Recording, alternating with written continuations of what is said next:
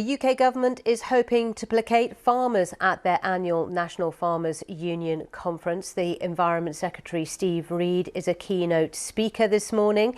He's expected to announce an overhaul of the way public contracts are awarded to ensure that domestic produce is prioritised over cheaper imports from abroad. Food welfare targets will be imposed on hospitals, schools and prisons. Every year, the government awards £5 billion in catering contracts to companies supplying public bodies with food. British farmers could benefit, but will this initiative win over a community that is angry over the Chancellor's move to hit many farms with inheritance tax for the first time? Well, Clive Bailey is a farmer in Staffordshire and founder of the Farmer Forum. He says the measures proposed by the government are nothing new. Well, first off, this is absolutely nothing new. This was actually something that was in Labour's manifesto over 12 months ago before the election. So the 50% procurement target, obviously everything's welcome. We welcome anything as an industry that kind of encourages the use of the higher welfare, higher environmental kind of standards, British produce that we produce as UK farmers produce.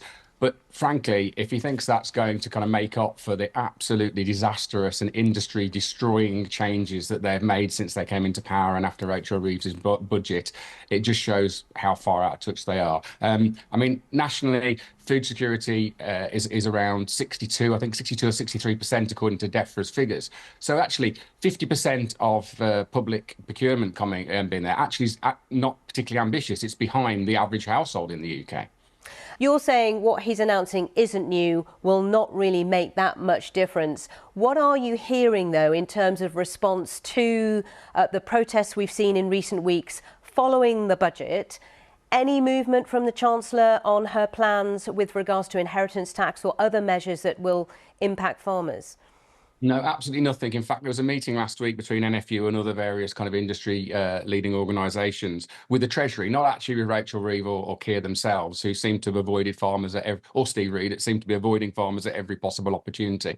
They put forward in that meeting proposals that actually raised significantly more than the budget proposals. Those budget proposals, I think, aim to raise around 500 million, which incidentally, about 2 days later, they awarded that amount in overseas farming aid. So it's clearly not about the money.